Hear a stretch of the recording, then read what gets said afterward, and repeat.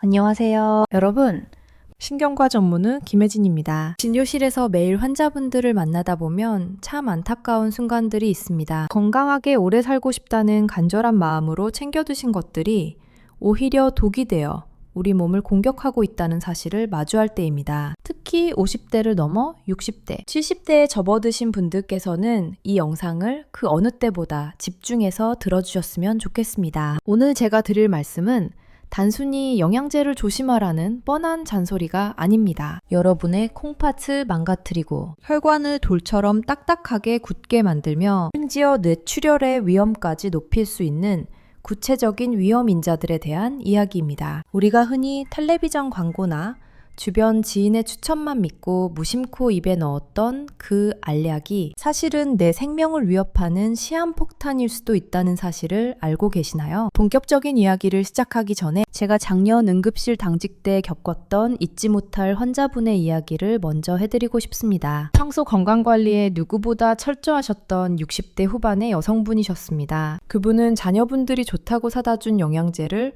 하나도 빠짐없이 드시고 계셨고 동네 친구분들이 효과를 봤다는 건강보조식품까지 직접 해외 직구로 구매해서 하루에 무려 10가지가 넘는 알약을 매일 아침 식사 후에 드시고 계셨습니다. 그러던 어느 날 평화로운 오후에 갑자기 의식을 잃고 쓰러지셨습니다. 가족들의 신고로 구급차에 실려 병원에 도착했을 때 환자분의 상태는 의료진조차 당황스러울 정도로 심각했습니다. 혈액검사 결과표를 받아들고 저는 제 눈을 의심할 수밖에 없었습니다. 혈액 속 칼슘 수치가 정상 범위를 훨씬 뛰어넘어 위험 수준에 도달해 있었고 우리 몸의 정수기 역할을 하는 신장 기능은 이미 망가질 대로 망가져 투석을 고려해야 할 만큼 위급한 급성 신부전 상태였습니다. 도대체 무엇이 이토록 건강했던 분을 하루아침에 사경을 헤매게 만들었을까요? 원인을 파헤쳐 보니 범인은 바로 그분이 뼈 건강을 위해 매일 챙겨 드셨던 고용량의 비타민 D와 칼슘 보조제였습니다. 건강을 위해 드신 것이 오히려 건강을 해친 이 아이러니한 상황은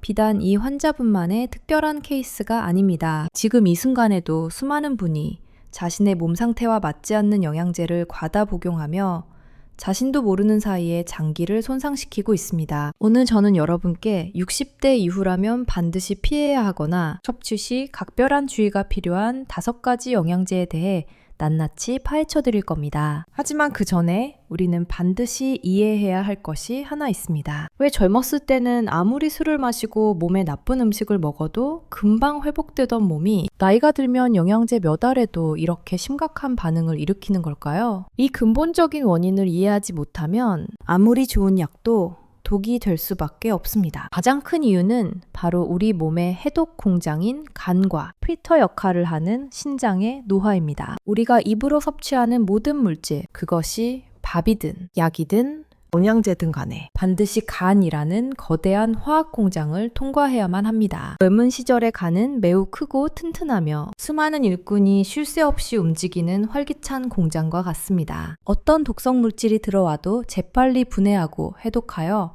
몸 밖으로 내보낼 준비를 완벽하게 갖추고 있습니다. 하지만 50대를 지나 60대가 되면 상황은 완전히 달라집니다. 간의 크기 자체가 물리적으로 줄어들기 시작하고 간으로 들어가는 혈액의 양도 젊었을 때에 비하면 현저하게 감소합니다. 이것은 무엇을 의미할까요? 똑같은 양의 영양제를 먹어도 처리할 수 있는 능력이 떨어지기 때문에 약물 성분이 분해되지 못한 채 우리 몸속을 둥둥 떠다니는 시간이 길어진다는 뜻입니다. 혈액 속의 약물 농도가 높게 유지된다는 것은 그만큼 부작용이 발생할 확률이 기하급수적으로 늘어난다는 것을 의미합니다. 젊은 사람에게는 약이 되는 용량이 어르신들에게는 치사량이 될 수도 있는 이유가 바로 여기에 있습니다. 신장, 즉 콩팥의 기능 저하는 더욱 심각한 문제입니다. 콩팥은 우리 몸에 혈액을 걸러서 노폐물을 소변으로 배출하는 매우 중요한 장기입니다. 의학적으로 40세가 넘어가면 콩팥의 여과 기능은 매년 1%씩 자연스럽게 감소한다고 봅니다. 단순히 계산해 보아도 70대가 되면 젊은 시절에 비해 콩팥 기능이 30% 이상 떨어져 있다는 이야기가 됩니다. 제출구가 좁아진 하수구를 상상해 보십시오. 물이 콸콸 쏟아져 들어오면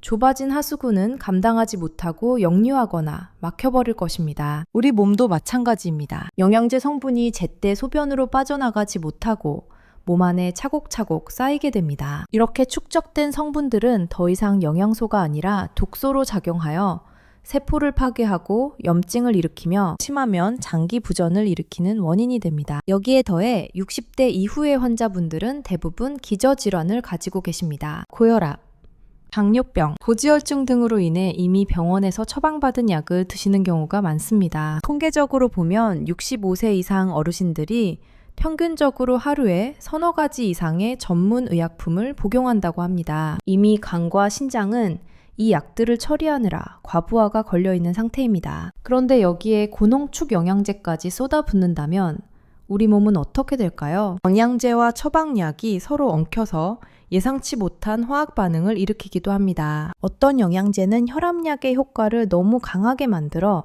저혈압 쇼크를 오게 하고 어떤 영양제는 고지혈증 약의 분해를 방해해서 근육을 녹이기도 합니다. 이것이 바로 의사들이 영양제 복용에 신중해야 한다고 거듭 강조하는 이유입니다. 많은 분이 영양제는 식품이니까 밥처럼 많이 먹어도 안전하다라고 오해하십니다. 또는 천연 성분이니까 부작용이 없을 것이다 라고 믿기도 합니다. 하지만 이것은 정말 위험천만한 생각입니다. 영양제는 밥이 아닙니다. 특정 성분을 고도로 농축하여 만든 사실상 약물과 유사한 작용을 하는 화학물질입니다. 자연에서 유래했다고 해서 무조건 안전한 것도 아닙니다. 독버섯도 자연에서 자라지만 사람을 죽일 수 있는 맹독을 가지고 있지 않습니까? 따라서 우리는 영양제를 선택할 때 뇌가 좋다고 하더라 하는 소문보다는 의학적인 근거와 내 몸의 상태를 최우선으로 고려해야 합니다. 자, 이제 이러한 배경 지식을 바탕으로 절대적으로 주의해야 할 첫 번째 영양제부터 자세히 살펴보겠습니다. 그 첫 번째 주인공은 바로 최근 몇 년간 대한민국을 휩쓸었던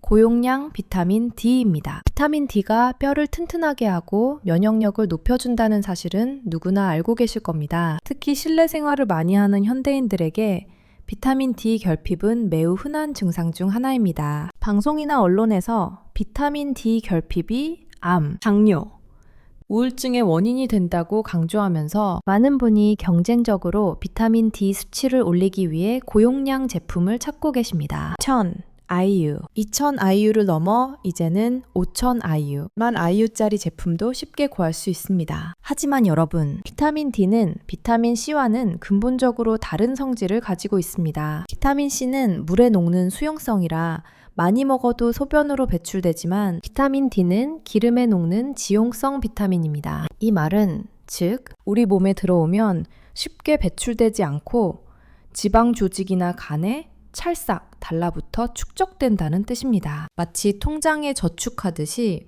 우리 몸에 차곡차곡 쌓이는데 문제는 이 저축이 과하면 파산이 온다는 겁니다. 고용량 비타민 D를 장기간 무분별하게 복용했을 때 나타나는 가장 대표적이고 위험한 부작용은 고칼슘 혈증입니다. 비타민 D의 핵심 역할은 장에서 칼슘을 흡수하여 뼈로 보내는 것입니다. 그런데 비타민 D가 너무 많아지면 장에서 필요 이상으로 칼슘을 과도하게 흡수해버립니다. 심지어 뼈 속에 잘 저장되어 있던 칼슘까지 녹여내어 혈액으로 끌고 나오기도 합니다. 결과적으로 피 속에 칼슘이 넘쳐나는 상태가 되는데 이것이 왜 위험할까요? 혈액 속에 칼슘이 너무 많으면 피가 끈적끈적해지고 이 칼슘들이 혈관 벽에 달라붙어 시멘트처럼 딱딱하게 굳어버립니다. 이것을 혈관 석회화라고 부릅니다. 유연해야 할 혈관이 돌처럼 딱딱해지면 혈압 조절이 안 되고 심장으로 가는 혈관이 좁아져 협심증이나 심근경색을 유발할 수 있습니다. 또한 떠돌아다니는 칼슘 덩어리들이 신장으로 가서 박히면 그것이 바로 신장결석이 됩니다. 실제로 대학병원 신장내과에 결석이나 급성 심부전으로 오시는 환자분들을 조사해보면 본인도 모르게 고용량 비타민 D 주사를 맞았거나 영양제를 과다 복용한 경우가 상당히 많습니다. 초기에는 속이 메스껍고 변비가 생기거나 이유 없이 목이 마르고 소변을 자주 보는 증상이 나타납니다. 많은 어르신이 이런 증상을 단순한 노화현상이나 소화불량으로 착각하여 방치하시는데 이때 멈추지 않고 계속 복용하면 신장 기능은 돌이킬 수 없을 정도로 망가집니다. 더 무서운 것은 심장 박동에도 영향을 준다는 것입니다. 칼슘은 심장 근육이 뛰게 만드는 전기 신호에 관여하는데 농도가 지나치게 높으면 심장이 불규칙하게 뛰는 부정맥이 발생할 수 있습니다. 심한 경우 심장이 멈추는 돌연사의 원인이 되기도 합니다. 그렇다면 도대체 어느 정도가 안전한 양일까요? 제한골대 사학회 등 전문기관에서는 일반적인 성인의 경우 하루 800IU에서 1000IU 정도면 충분하다고 권고하고 있습니다. 혈중 비타민 D 농도 검사를 해보지도 않고 무작정 5000IU 이상을 드시는 것은 러시안 룰렛 게임을 하는 것과 같습니다. 특히 이미 병원에서 골다공증 치료제를 드시고 계시거나 칼슘 보충제를 따로 드시는 분들이라면 비타민 D 용량에 더욱 예민하셔야 합니다. 칼슘제와 고용량 비타민 D가 만나면 고칼슘 혈증의 위험은 몇 배로 찝니다. 만약 여러분이 지금 5000IU 이상의 비타민 D를 매일 드시고 계신다면 일단 멈추시고 가까운 병원에서 혈액 검사를 통해 내 몸의 비타민 D 수치와 칼슘 수치를 확인해 보시기를 강력하게 권해드립니다. 다음으로 우리가 경계해야 할 두 번째 영양제는 바로 오메가3입니다. 혈행 개선과 두뇌 건강에 좋다고 하여 국민 영양제라 불릴 만큼 인기가 높습니다. 등 푸른 생선에서 추출한 이 불포화 지방산이 염증을 줄이고 중성지방을 낮추는 좋은 효과가 있는 것은 사실입니다. 하지만 여기서도 과유불급이라는 사자성어는 틀리지 않습니다. 특히 고순도, 고함량을 내세우며 하루 2000mg, 3000mg 이상을 권장하는 제품들이 있는데 60대 이상 어르신들에게는 이것이 치명적인 출혈을 부를 수 있습니다. 오메가3가 혈액순환을 좋게 한다는 말의 이면에는 혈액이 굳는 것을 방해한다는 기전이 숨어 있습니다. 우리 몸에 상처가 나면 혈소판이라는 성분이 모여서 피를 딱지지게 만들고 지혈을 해야 하는데 오메가3는 이 혈소판들이 서로 뭉치는 것을 억제합니다. 적당량일 때는 혈전, 즉 피떡이 생기는 것을 막아주어 도움이 되지만 양이 지나치면 필요한 순간에 피가 멈추지 않는 위험한 상황을 초래합니다. 특히 60대 이상 어르신들 중에는 아스피린이나 클로피도그렐 같은 항혈소판제 혹은 와파린이나 새로운 경구용 항응고제를 드시는 분들이 매우 많습니다. 심장 스텐테트 시술을 받으셨거나 뇌경색 병력이 있으시거나 심방세동 같은 부정맥이 있는 분들은 대부분 이런 약을 드시고 계실 겁니다. 이런 처방약들은 이미 피를 묽게 만들고 있는데 여기에 고용량 오메가3까지 더해진다면 어떻게 될까요? 그것은 불난집에 기름을 붓는 격입니다. 출혈 위험이 시너지 효과를 일으켜 급격하게 상승합니다. 가볍게는 양치질할 때 잇몸에서 피가 줄줄 흐르거나 어딘가에 살짝 부딪혔는데 시퍼런 멍이 들어서 빠지지 않는 증상으로 나타납니다. 하지만 겉으로 보이는 출혈은 그나마 다행일 수 있습니다. 정말 무서운 것은 우리 눈에 보이지 않는 몸속 깊은 곳에서의 출혈입니다. 위장관 내에서 출혈이 발생하면 대변 색깔이 짜장면 소스처럼 새카맣게 변하거나 속쓰림이 심해질 수 있습니다. 가장 치명적인 것은 뇌출혈입니다. 특히 고혈압이 있는 어르신이 항응고제와 고용량 오메가3를 함께 드시다가 뇌혈관이 터지는 경우가 종종 발생합니다. 건강해지려고 먹은 영양제가 뇌졸중이라는 끔찍한 결과를 불러올 수도 있는 것입니다. 또한 수술이나 시술을 앞두고 계신 분들은 반드시 기억하셔야 합니다. 내시경 검사를 하다가 용종을 떼어내거나 임플란트 시술을 하거나 백내장 수술 같은 계획된 수술이 있다면 최소한 일주일 전에는 오메가3 복용을 중단하셔야 합니다. 수술실에서 지혈이 안 되어 의료진이 애를 먹거나 수술 부위에 피가 고여 회복이 늦어지는 부작용을 막기 위함입니다. 그렇다면 오메가3는 아예 먹지 말아야 할까요? 그렇지 않습니다. 적절히 드시면 분명 도움이 됩니다. 제가 추천해드리는 안전한 용량은 하루 1000mg 이하입니다. 제품 뒷면의 영양 성분표를 보시고 EPA와 DHA의 합이 1000mg을 넘지 않는지 꼭 확인하십시오. 그리고 병원 약을 드시는 분들은 주치의와 상의해서 복용 여부를 결정하는 것이 가장 현명합니다. 세 번째로 여러분의 주의를 요하는 영양제는 홍국입니다. 붉은 효모로 쌀을 발효시켜 만든 것인데 천연 콜레스테롤 개선제라는 이름으로 홈쇼핑이나 인터넷에서 불티나게 팔리고 있습니다. 고지혈증 약을 먹기는 부담스럽고 자연식품으로 관리하고 싶어하는 분들이 많이 찾으십니다. 홍국이 콜레스테롤을 낮추는 효과가 있는 것은 과학적 사실입니다. 왜냐하면 홍국에는 모나콜린 K라는 성분이 들어있는데 이것이 병원에서 처방하는 고지혈증 치료제인 로바스타틴과 화학적으로 완전히 똑같은 물질이기 때문입니다. 쉽게 말해 홍국을 먹는 것은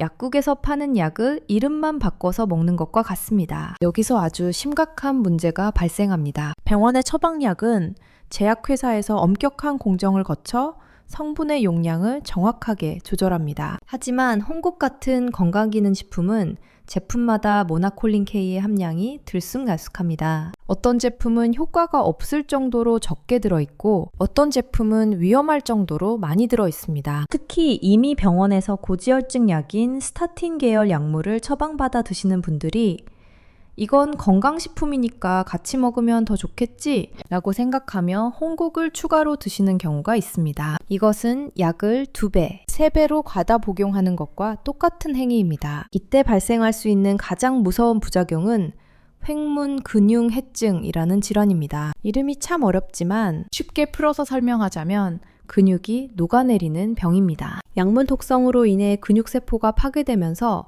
근육 속의 물질들이 혈액으로 쏟아져 나옵니다. 처음에는 온몸이 두드려 맞은 것처럼 아프고 힘이 빠지는 근육통으로 시작합니다. 단순히 나이가 들어서 몸이 쑤시나 보다 하고 넘기기 쉽습니다. 하지만 증상이 심해지면 소변 색깔이 콜라색이나 아주 진한 갈색으로 변합니다. 이것은 녹아내린 근육 성분이 콩팥을 막아버리고 있다는 위험 신호입니다. 이 상태를 방치하면 급성 심부전으로 이어져 평생 투석을 해야 하거나 심하면 생명을 잃을 수도 있습니다. 또한 홍국은 간에도 상당한 부담을 줍니다. 간 수치를 급격하게 올리고 간염을 유발할 수 있으므로 간 기능이 약한 분들은 아예 쳐다보지도 않는 것이 좋습니다. 콜레스테롤 관리가 필요하시다면 불확실한 함량의 홍국을 드시기보다는 병원에서 정확한 용량의 약을 처방받아 드시는 것이 100배, 1000배 안전합니다. 의사의 감시하에 간 수치와 근육 효소 수치를 체크하며 관리받으셔야 합니다. 네 번째 위험 요인은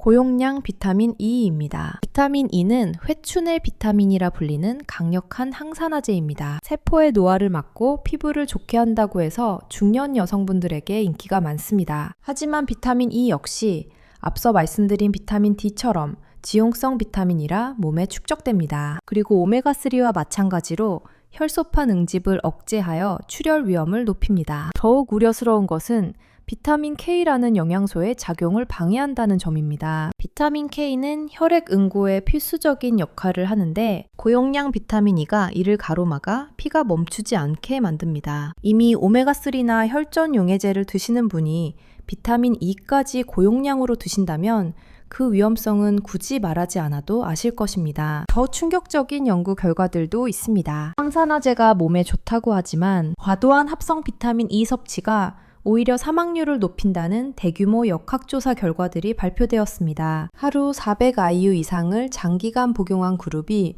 그렇지 않은 그룹보다 사망 위험이 높게 나타난 것입니다. 또한 남성분들의 경우 고용량 비타민 E 복용이 전립선암의 발병 위험을 높일 수 있다는 연구 결과도 있어 각별한 주의가 필요합니다. 노화를 막고 오래 살려고 먹는 영양제가 오히려 수명을 단축하고 암을 유발할 수 있다니 정말 무서운 역설이 아닐 수 없습니다. 따라서 특별한 결핍증이 있는 경우가 아니라면 비타민 E는 별도의 영양제로 고용량 섭취하기보다는 아몬드, 해바라기 씨 같은 견과류나 시금치 같은 식품을 통해 자연스럽게 섭취하는 것이 가장 좋습니다. 굳이 영양제로 드셔야 한다면 하루 400IU를 절대 넘기지 마십시오. 마지막 5번째는 의외의 복병, 고농도 비오틴입니다. 비오틴은 비타민 B군에 속하는 수용성 비타민으로 탈모 예방과 손톱 건강에 좋다고 알려져 있습니다. 최근 머리숱 때문에 고민하는 중장년층이 늘어나면서 고농도 비오틴 제품이 유행하고 있습니다.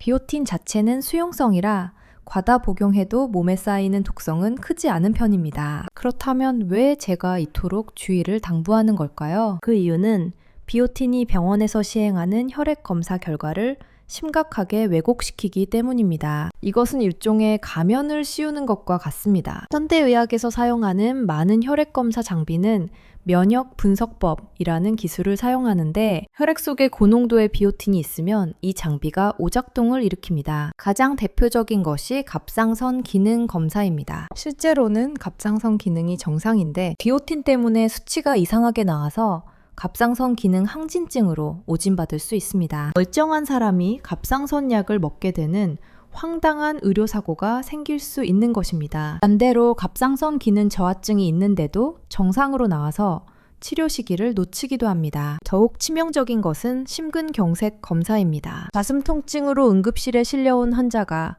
심근경색인지 아닌지 판단할 때 트로포닌이라는 수치를 봅니다. 심장 근육이 괴사하면 이 수치가 올라가야 하는데 비오틴을 고농도로 복용 중인 환자는 심근경색이 왔음에도 불구하고 이 수치가 정상처럼 낮게 나올 수 있습니다. 검사 결과만 믿고 심장은 괜찮습니다 하고 집에 보냈다가 환자가 집에서 돌연사할 수 있는 끔찍한 상황이 발생할 수 있습니다. 이것은 단순히 건강을 해치는 수준이 아니라 생명을 살릴 기회를 박탈하는 문제입니다. 만약 여러분이 탈모 때문에 고농도 비오틴을 드시고 계신다면 건강검진이나 체열검사를 하기 최소 일주일 전에는 복용을 멈추셔야 합니다. 그리고 응급실에 갈 일이 생긴다면 의료진에게 반드시 제가 비오틴을 먹고 있습니다 라고 말해야 합니다. 지금까지 말씀드린 5가지 영양제, 즉 고용량 비타민 D, 대용량 오메가3, 홍국, 고용량 비타민 E, 고농도 비오틴, 이 목록을 꼭 기억해 두시기 바랍니다. 이제 여러분의 몸이 보내는 위험 신호들을 점검해 볼 시간입니다. 제가 지금부터 말씀드리는 증상 중 2가지 이상 해당하신다면 지금 당장 드시던 영양제 통을 닫고 병원을 찾으셔야 합니다. 내 몸은 이미 살려달라고 비명을 지르고 있는 것일지도 모릅니다. 첫 번째 신호는 이유 없는 출혈입니다. 양치할 때마다 피맛이 느껴지거나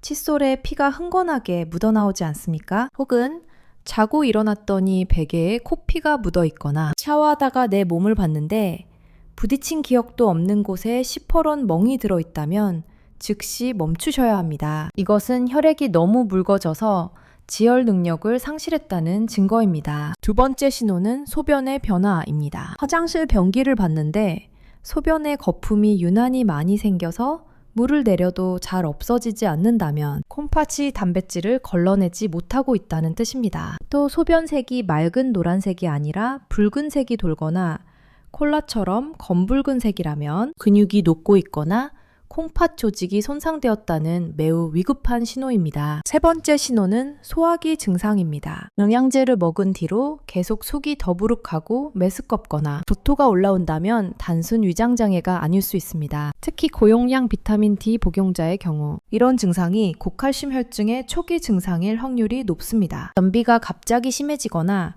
반대로 설사가 멈추지 않는 것도 주의 깊게 봐야 합니다. 4번째는 원인 모를 근육통과 피로감입니다. 전날 등산을 한 것도 아니고 무리한 노동을 한 것도 아닌데 팔다리 근육이 욱신거리고 힘이 들어가지 않는다면 홍국이나 스타틴 부작용을 의심해야 합니다. 그리고 자도 피곤하고 몸이 물먹은 솜처럼 무겁게 느껴진다면 간이 독성 물질을 해독하느라 지쳐서 비명을 지르고 있는 것입니다. 마지막 5번째는 신경계 증상입니다. 갑자기 세상이 빙글빙글 도는 듯한 어지럼증이 느껴지거나 평소와 다른 둔탁한 두통이 지속된다면 뇌출혈의 전조 증상일 수 있습니다. 말이 어눌해지거나 한쪽 팔다리에 힘이 빠지는 느낌이 든다면 그때는 영양제 중단이 문제가 아니라 119에 전화를 하셔야 합니다. 많은 어르신이 이런 증상이 나타나면 내가 나이가 들어서 몸이 약해졌나 보다 하고 영양제를 더 챙겨 드시려고 합니다. 하지만 그것은 불난집에 부채질을 하는 것입니다. 증상이 나타났을 때는 일단 빼기를 하셔야 합니다. 몸에 들어가는 모든 보조제를 끊고 몸이 회복될 시간을 주어야 합니다. 그렇다면 우리는 어떻게 해야 영양제에 덫에 걸리지 않고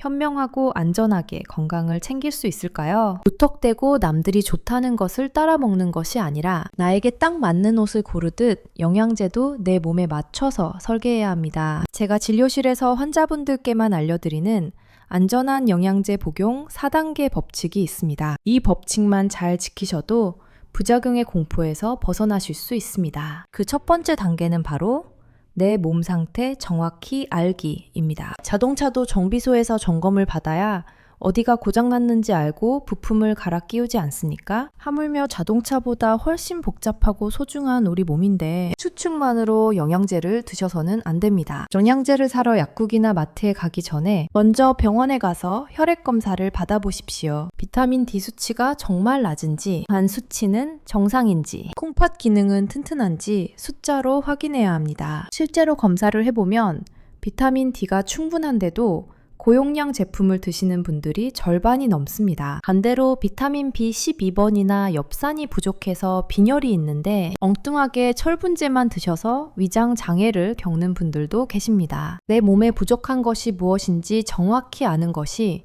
안전한 영양제 섭취의 첫걸음입니다. 안전한 영양제 복용을 위한 두 번째 단계는 한 번에 하나씩 시작하기입니다. 많은 분이 건강을 결심한 날, 비타민부터 오메가3, 유산균까지 서너 가지 제품을 한꺼번에 사서 그날부터 동시에 드시기 시작합니다. 이것은 내 몸을 대상으로 하는 아주 위험한 실험입니다. 만약 여러 가지를 동시에 먹기 시작했는데 갑자기 두드러기가 나거나 속이 뒤집어진다면 도대체 어떤 영양제가 범인인지 알 방법이 없습니다. 결국 아까운 영양제를 몽땅 다 버려야 하는 상황이 옵니다. 새로운 영양제를 드실 때는 반드시 최소 2주의 간격을 두셔야 합니다. 하나를 먼저 드셔보시고 2주 동안 소화는 잘 되는지, 잠은 잘 오는지, 피부에 뭐 나는 것은 없는지 내 몸의 반응을 충분히 살피십시오. 아무런 이상이 없을 때 비로소 두 번째 영양제를 추가하는 것입니다. 세 번째 단계는 최소 용량으로 시작하기입니다. 욕심을 부려 처음부터 고함량 제품을 드시지 마십시오. 앞서 말씀드렸듯이 60대 이후의 간과 신장은 처리 능력이 젊은 시절의 절반 수준입니다. 제품 겉면에 하루 2알이라고 적혀 있더라도 처음에는 하루 1알로 시작해 보십시오. 또는 이틀에 한 번 드시는 것도 좋은 방법입니다. 일단 적은 양으로 우리 몸이 적응할 시간을 주고 별 문제가 없다면 천천히 권장 용량까지 늘려가는 거북이 전략이 가장 안전합니다. 마지막 네 번째 단계는 정기적인 모니터링입니다. 영양제를 꾸준히 드시기 시작했다면 3개월에서 6개월마다 혈액 검사를 받아야 합니다. 간 수치, AST, ALT와 신장 기능 수치, 크레아티닌가 나빠지지 않았는지, 그리고 전해질 균형이 잘 맞는지 의사의 눈으로 확인해야 합니다. 검사 결과가 정상이라도 안심하고 평생 검사를 안 해도 되는 것이 아닙니다. 우리 몸은 계속 변하고 노화하기 때문에 작년에는 괜찮았던 영양제가 올해는 부담이 될 수도 있다는 사실을 기억하셔야 합니다. 여기에 덧붙여 몇 가지 필수적인 주의사항을 더 말씀드리겠습니다. 만약 여러분이 병원에서 처방받은 약을 드시고 계신다면 영양제를 사기 전에 반드시 의사나 약사와 상담하셔야 합니다. 이것은 선택이 아니라 필수입니다. 혈압약, 당뇨약, 고지혈증약, 그리고 아스피린 같은 혈전 용해제는 영양제와 만나면 예상치 못한 화학작용을 일으킵니다. 어떤 조합은 약효를 떨어뜨려 병을 악화시키고 어떤 조합은 약효를 너무 강하게 만들어 저혈당 쇼크나 저혈압을 유발합니다. 특히 수술이나 시술이 예정된 분들은 더욱 철저해야 합니다. 백내장 수술, 임플란트, 내시경 용종 제거술, 관절 수술 등을 앞두고 있다면 최소 일주일 전, 안전하게는 2주 전부터 모든 영양제를 끊으십시오. 오메가3, 비타민 E, 은행잎 추출물 징코, 마늘 추출물 등은 수술 중 지혈을 방해하여 과다출혈을 일으킬 수 있습니다. 마취과 의사 선생님께 수술 전에 반드시 제가 이러이러한 영양제를 먹고 있습니다 라고 솔직하게 말씀해 주셔야 안전한 마취가 가능합니다. 그리고 제발 천연이라는 단어에 속지 마십시오. 이건 약이 아니라 식품이고 천연 성분이라 괜찮아 라고 생각하며 인삼, 홍삼, 녹용 등을 무분별하게 드시는 경우가 많습니다. 하지만 천연물도 엄연히 간에서 대사되는 화학물질들의 집합체입니다. 홍삼은 혈압을 올릴 수 있어 고혈압 환자에게 주의가 필요하고 혈소판 응집을 억제하는 효과가 있어 항응고제와 같이 드시면 안 됩니다. 자연에서 왔다고 해서 모두 순한 양은 아닙니다. 독사도 자연의 일부라는 것을 잊지 마시기 바랍니다. 그렇다면 과연 의사인 저는 환자분들에게 어떤 영양제를 권할까요? 복잡하게 이것저것 드시지 말고 기본으로 돌아가시라고 말씀드립니다. 제가 추천하는 60대 이후의 최소한의 영양제 조합은 딱 3가지입니다. 첫째, 비타민 D는 하루 800IU에서 1000IU. 둘째, 오메가3는 EPA와 DHA 합이 1000mg 이하인 제품. 셋째, 믿을 수 있는 회사의 종합 비타민 하나. 이 정도면 충분합니다. 더 이상은 과유불급입니다. 아마 칼슘이나 마그네슘은 안 먹어도 되나요? 라고 묻고 싶은 분들이 계실 겁니다. 저는 칼슘과 마그네슘만큼은